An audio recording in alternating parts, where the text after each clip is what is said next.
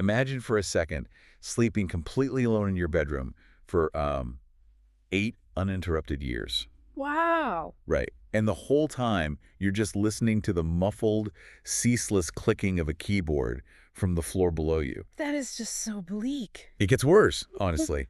Imagine navigating a house that has descended into absolute, like, floor-to-ceiling squalor, and your own children are actively instructed to just walk right past you in the hallway. Like you're not even there. Exactly, like you're a ghost. You don't Yeah. eat together, you don't speak. You are entirely exiled within your own home. Mm.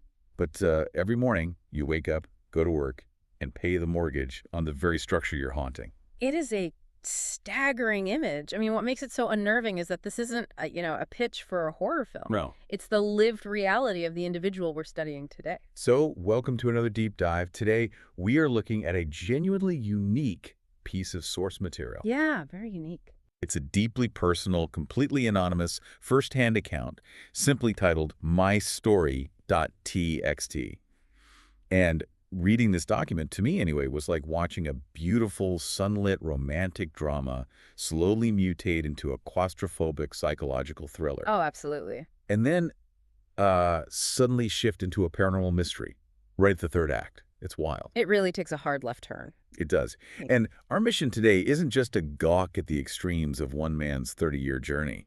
We really want to deconstruct the mechanics of human resilience. Right, because we want to understand how a seemingly perfect foundation can, fracture under unseen pressures. Yeah. And we also need to explore the extraordinary narratives we rely on to make sense of profound trauma and loss. So to understand the depths of the isolation we just described, we first have to analyze the architectural blueprint of their early life. We have to go back to the beginning. Right. So the narrative begins in 1992 when our narrator meets a woman he unequivocally describes as his soulmate. A very strong word. Yeah, but notice how much of their early identity is tied strictly to pragmatic physical milestones. Like, they meet, they get engaged 3 years later, but they actively delay the wedding to secure a deposit for a house. They were planners. They really were. Completely. 6 months after getting engaged, they secure a brand new, shared ownership, 2-bedroom home. Check. They get the mortgage, they have a May 1996 wedding, and they move right in. Right away. Yeah, and by September, their daughter is born. 3 years later, in 1999, a son, a girl and a boy. The whole package. Exactly. He describes this era as busy, full, and meaningful. I mean, they were essentially building the ultimate 1990s starter kit dream. They really were. But, that 2-bedroom house becomes a critical character in this story. A growing family of 4 in a tiny space quickly transforms from a cozy beginning into this acoustic and emotional echo chamber. And that spatial constraint is crucial here. When we look at family systems, physical space often dictates emotional bandwidth. Oh, that makes sense. Right. In a small 2-bedroom home, there's just no physical buffer. Every minor irritation, every financial anxiety, it just bounces off the walls with nowhere to dissipate. You can't escape each other. Exactly. When people lack the square footage to physically decompress from daily stressors, they are forced to seek psychological space instead. And historically, that meant, reading a book, going for a drive, maybe pursuing a hobby. Right. But right at the turn of the millennium, an entirely new dimension of psychological space was being installed in millions of living rooms. The internet. The internet. But see, physical space was only half the problem, because right as they lost their physical foundation, this digital trap door just opened beneath them. Yeah, the timing is brutal. It is, because they decide they need a 3-bedroom house. Right. They sell their 2-bedroom home quickly, find a place they love, and at the absolute last second, the seller pulls out. The worst case scenario. Total nightmare. They're thrown into real estate limbo. They're forced into a cramped rented accommodation for 2 agonizing years before finally securing a 4-bedroom house around 2006. And that structural failure is the catalyst. Do you think so? Oh, absolutely. The physical reality of their lives, the failed move, the cramped rental, the loss of the asset they worked so hard to build it, became an overwhelming failure. Right. And concurrently, the late 90s and early 2000s marked the transition from intermittent dial-up internet to always-on broadband. Yeah, you didn't have to tie up the phone line anymore. Exactly. The internet shifted from being an event you logged onto to a permanent destination you could inhabit. and the wife decides to inhabit it permanently. Yes. The text describes her falling into chat rooms and forums. It starts as an hour here or there, but soon it just metastasizes into full, uninterrupted days. Which is a massive shift. And while she is retreating into this digital ether, she makes this hardline declaration in the physical world. She outright refuses to work. She claims her child-rearing days meant she had effectively retired. Wow. In her 30s or 40s. Yeah, so the narrator is left shouldering the entire physical reality. He takes on 3 jobs. Free. 3 jobs, clocking over 60 hours a week. And he's just descending into a constant state of exhaustion just to keep the family afloat. You know, consider the mechanics of early internet chat rooms for a second. Okay. They were purely text-based alternate realities. For a woman feeling trapped in a failed physical environment, the chat room offered ultimate control. No, because she could be whoever she wanted. Right. There were no bills, no cramped walls, no crying toddlers. Furthermore, chat rooms operate on a principle of variable ratio reinforcement. Wait, what is that? It's the exact same psychological mechanism that makes slot machines addictive. Oh, wow. Yeah, you never know when the next validating message, the next hit of dopamine is going to arrive, so you just never leave. See, I understand the allure of escapism, I really do. But I struggle with the passivity of the husband's response here.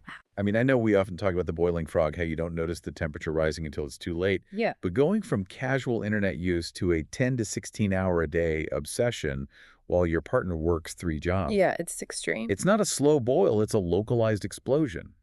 How does someone witness their spouse entirely abdicate their life and just like not intervene? It comes down to a concept called cognitive load.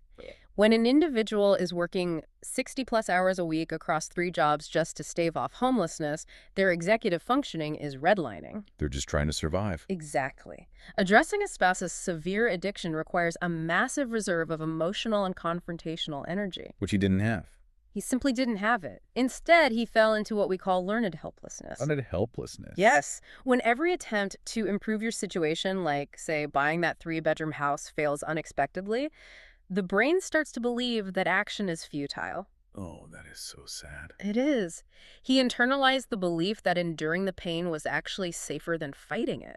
And that endurance leads to the most chilling chapter of this entire deep dive. The new house. Yeah. By 2006, they finally get the 4-bedroom house, but the rot has already set in. The damage is done. It really is. The house falls into complete disarray, eventually resembling like a full-on hoarder's den.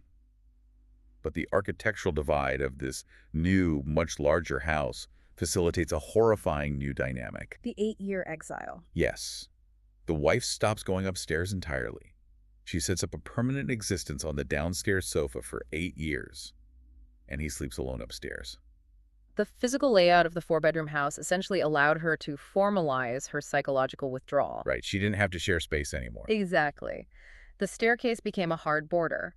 By refusing to cross it, she engaged in a severe form of environmental enmeshment. Environmental enmeshment. Yeah, she fused her entire existence with that sofa and her screen, making her physical world as small as possible to maximize her digital world. But the thing is, she doesn't just isolate herself. She actively weaponizes the children. This is the hardest part to rate. It really is. The text details how she explicitly instructs their son and daughter not to engage with their father, not to help him, not to speak to him. Heartbreaking. He is reduced to an outcast, just this financial utility functioning in the background of his own home. And I want you, listening to this right now, to think about the micro-escapisms in your own life. Oh, that's a good point. Think about how easily you might retreat into your phone to avoid a minor, uncomfortable disagreement over doing the dishes. Now stretch that exact same impulse out over a decade and apply it to your entire family. It's terrifying, and the parental alienation is really the most destructive element here. Yeah. In clinical terms, this is known as triangulation. Triangulation. Right. The mother, feeling inadequate or overwhelmed by the physical world the father represents, forms a coalition with the children against him. Like it's an us versus him situation. Precisely. She dictates the reality of the household. He is the outsider. We do not interact with him. This forces the children to choose between their primary caregiver's affection and their relationship with their father. It is a cult-like isolation tactic executed within the walls of a single-family home. Which really begs the question, why stay? Yeah. If the soulmate you met in 1992 has become a stranger holding court on the ground floor, Why keep walking through the front door for 8 years? Dramatic bonding. Really? Yes. He wasn't staying for the woman on the sofa. He was staying for the ghost of the woman he met in 1992. Oh, wow. When you build a foundational narrative that someone is your quote-unquote soulmate, accepting that the narrative has collapsed requires you to grieve the future you were promised. That he couldn't do it. He was paralyzed by the sunk cost fallacy of his own marriage. But even traumatic bonds have a breaking point, right? They do. After years of this silent, hoarding nightmare, he finally snaps. He gets divorce papers. He's finally ready. He fills them out. He is completely ready to initiate the end. And just as he is about to send them, the narrative violently pivots. Yes. His wife becomes inexplicably, severely ill. She goes 4 days without eating or drinking. She loses the ability to walk. He notices this dramatic, sudden weight loss. And he steps in. He does.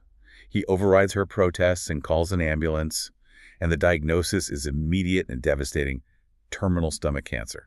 Notice how a terminal diagnosis instantly recontextualizes a decade of resentment. It just wipes it away. It does. The divorce papers, the squalor, the alienation, it is all overridden by the primal human imperative to provide care. Right. This validates the tragedy of his 8-year wait, in a strange way. How so? Well, the foundational bond from 1992 was deeply buried beneath addiction and dysfunction.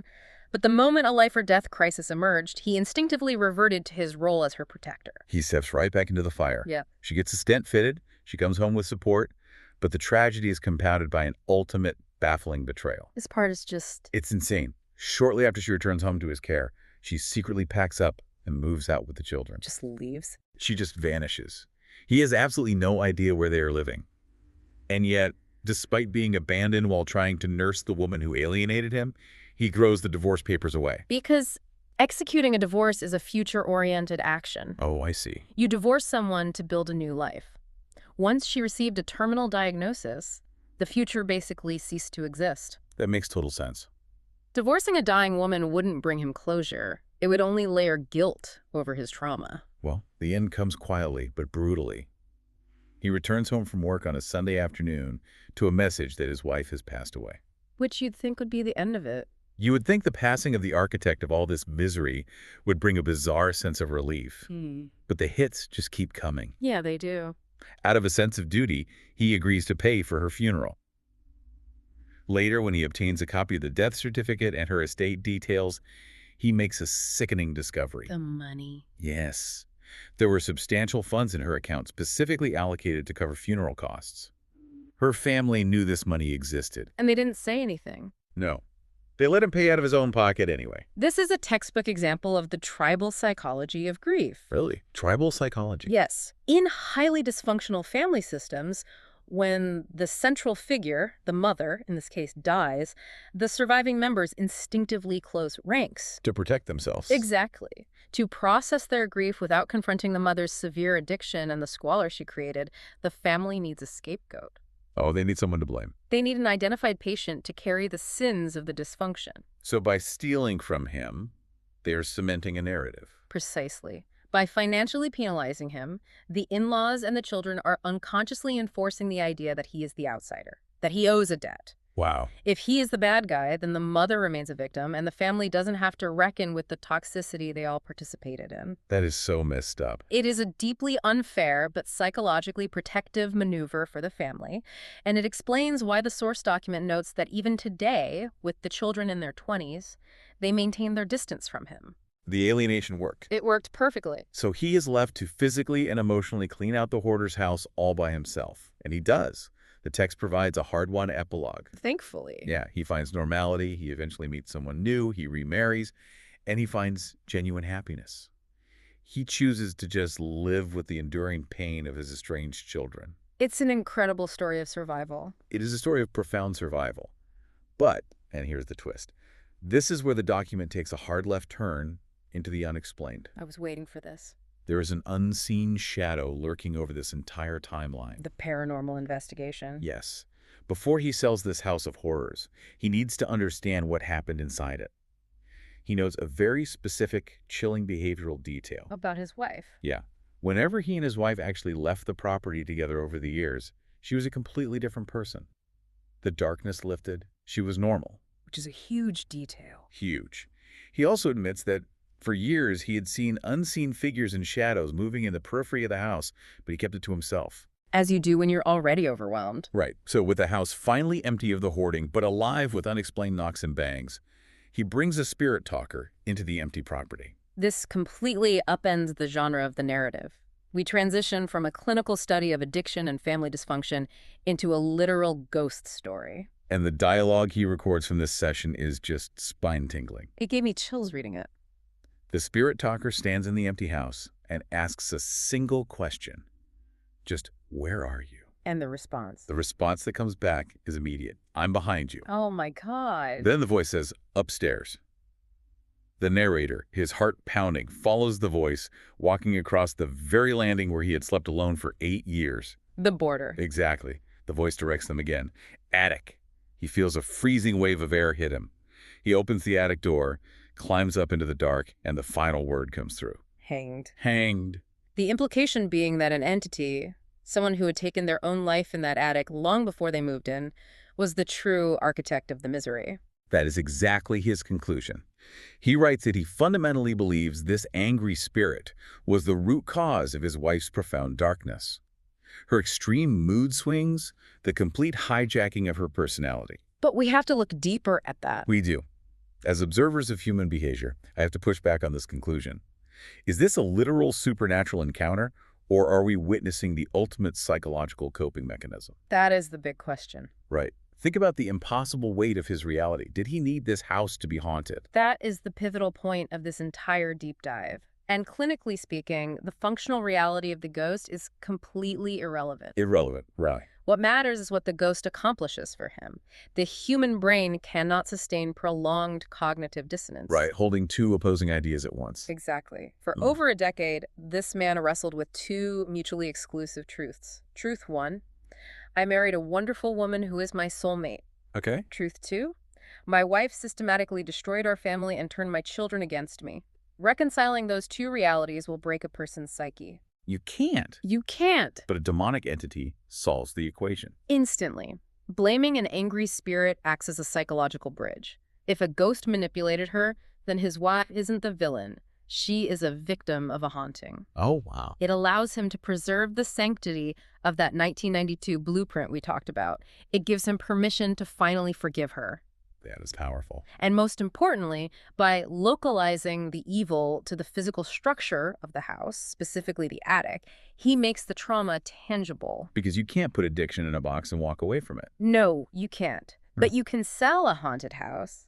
He can leave the ghost in the attic, walk out the front door, and step into his new marriage without carrying the unbearable weight of resentment. That is just, it is a masterclass in the stories we tell ourselves to survive the unsurvivable. It really is. When we look at the sheer scope of what this man endured, the profound early love, the crushing financial burden, the terrifying isolation of the 8-year exile, the tragic loss of his wife, the betrayal of his in-laws, and the lingering distance of his children, his ability to physically and emotionally clean house and find joy again is nothing short of miraculous. It proves that resilience isn't just about outlasting the storm. True resilience is found in the architecture of the narrative we construct afterward. I love that. Yeah, sometimes to move forward, we have to find a framework, even a supernatural one, that allows us to forgive the unforgivable. So I want to leave you with a thought to mull over long after this deep dive ends. Think about the haunted houses in your own life. The emotional ones. Right. Think about the spaces, the relationships, or the routines that just drain your emotional equity. Yeah. When the people we love change inexplicably, or when we find ourselves retreating into our own digital trapdoors to avoid reality, how much of that darkness truly belongs to us? And how much is the invisible baggage of the environments we just refuse to leave? Exactly. If a ghost is simply a memory that refuses to die, what does it take for you to finally pack up, forgive the past, and walk out the front door for good?